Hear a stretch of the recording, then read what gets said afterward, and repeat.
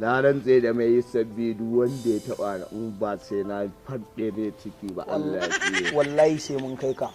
sai an kai ne wajen kwamati yan kwamati ko wallahi diyaran da kun ga kukan na ne ko muna tare da ku ko diyaran da ya man sanadin jafa'i in ba a wala zan je fashi ba Allah ya sina to wace kai ko sai da gidan kun na lallata ka ba za ka gyaru ba na rantse da mai sabbi wanda waya wallahi kai ka dauke min tawayan ma billahi lazi sai ka biya ni kaya ta ban da ke shi wani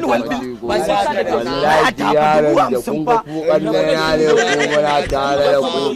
ko yaran da ya mai sakin su suke yi wallahi ku banni ne da ki kudi na kawai je ga ko sai da gidan kun na lallata ka ba za ka gyaru ba waya ta dubu lallan da ke ka bari a jojen yan kwamitin kawai a'a ka bari a je kawai ni wannan da ke cewa zai da ka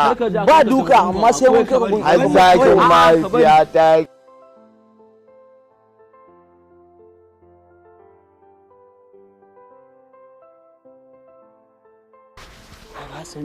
ina jan ka tuwo yaran nan fa nan ciyan ya wuce kai dawa wasu zan kashe aka ce wai ba ta nan da zuwa zan haura gidansu in cire kofar in sai siminti ko kwano ɗaya da rabi in na fito liƙa musu kofar tun da ba su suka yi min laifi ba wayan ma na wai cewa ki waya kai ni wajen Bashir Kwamanda yaran ko wai cikin makarantar tiran tsira kai ni Bade ka gane ni Bade kenan ya malam ka gane ni kuwa a gane ka wani ya za in ce ban gane ka ba da suka kama ka na ringa su kyale ka ka ringa cewa kyale ne kai wannan yaran shirye ne dan da Allah kaga wani abu a cikin rigar sa ga ya ka cire mai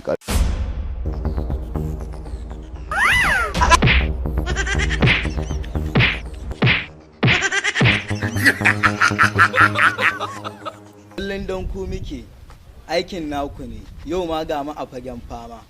muna ta ɗauka aiki dudan mu faranta muku YouTube ɗinmu da muke ɗora muku aiki Barde Hausa TV wanda bai subscribe ba ya danna subscribe sannan ya danna alama ƙararrawa Barde Hausa TV ga abokanan aiki TV Barde Hausa TV naku ne Barde Hausa TV TV ta ku ce